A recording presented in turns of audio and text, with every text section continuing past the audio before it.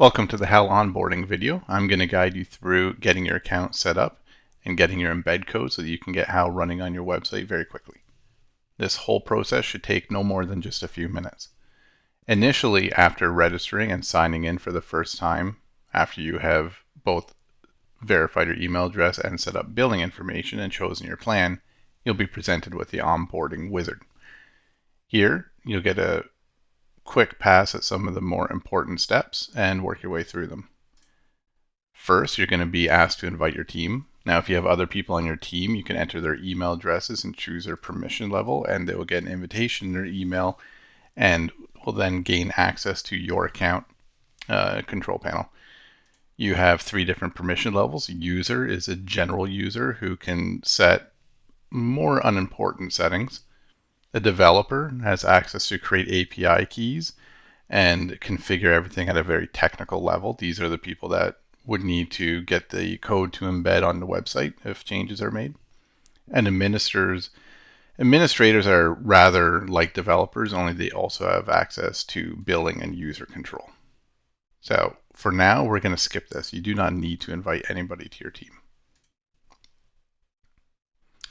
The API key and embed section is rather important. This controls what functions your agent is going to have access to when you embed this code on your website.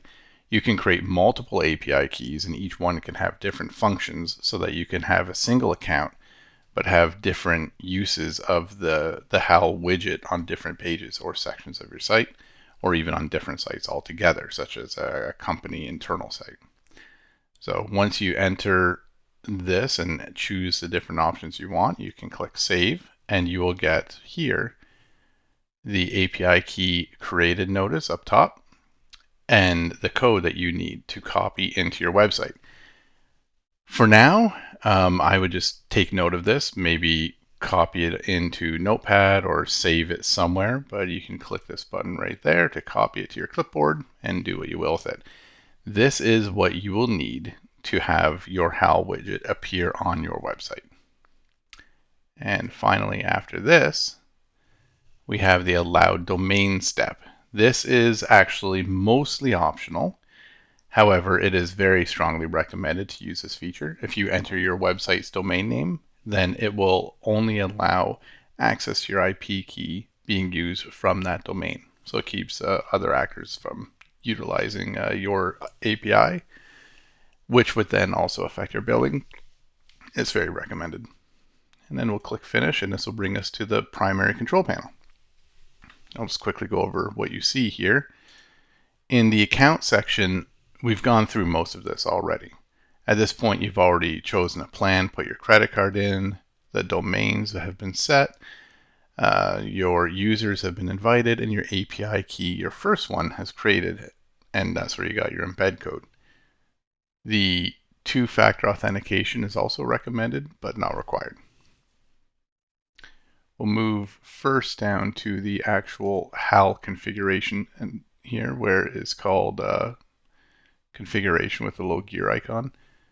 You can then apply the primary settings for HAL. These settings here, as opposed to those in the account section, the configuration section is what controls how HAL works and how HAL thinks and its use on your website.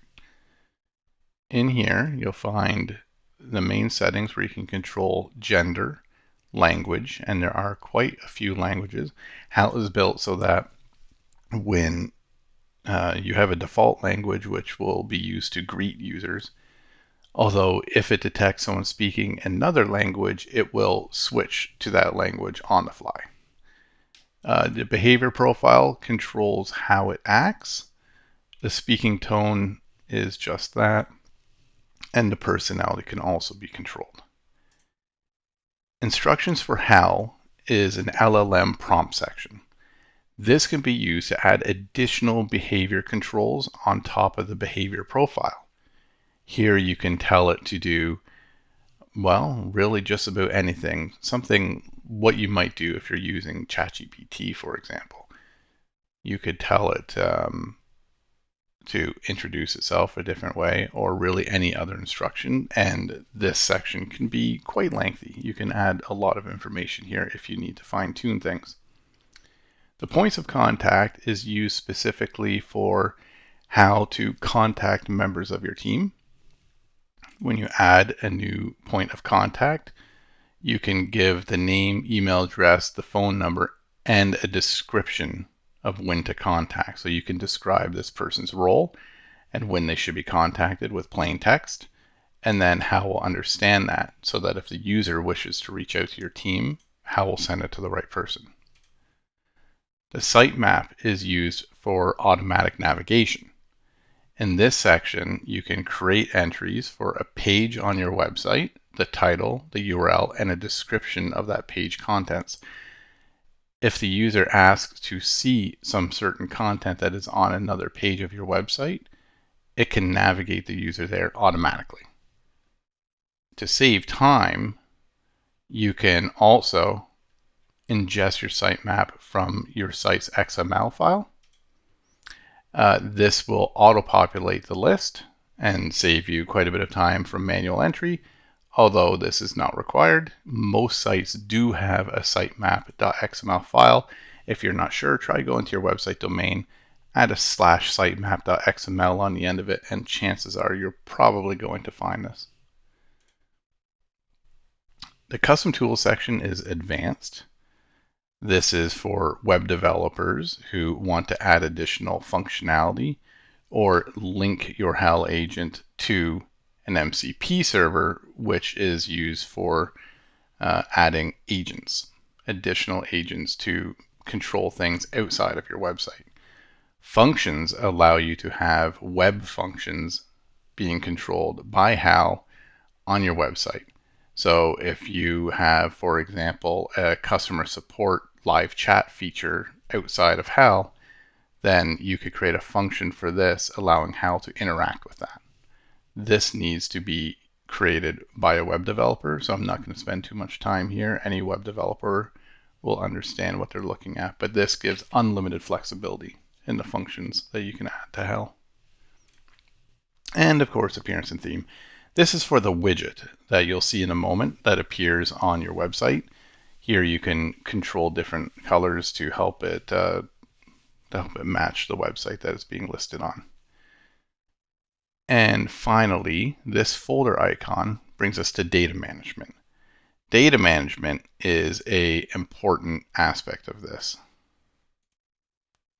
Here we can upload data files of the formats listed at the top, but the most common types: PDF, documents, raw text files, and so on.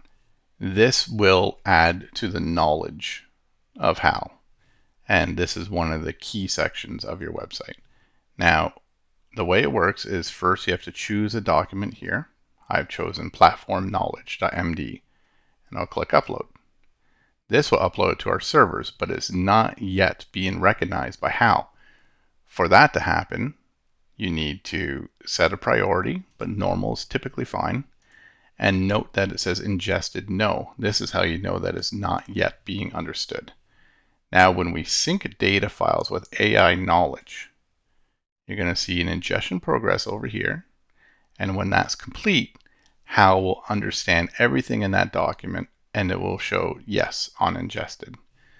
Whenever you make a change in your file list here, you're going to want to sync data files with AI knowledge so that your AI agent HAL is aware of those changes. And finally, let's just go back up to the user settings and see the API keys. If we choose an API key like this one here that we created while we were onboarding, we can get the embed code. Here in the embed code, you'll see at the bottom a preview of where and how it will look on your website. So we can change this to the bottom right, the bottom left, the top right, or wherever you like.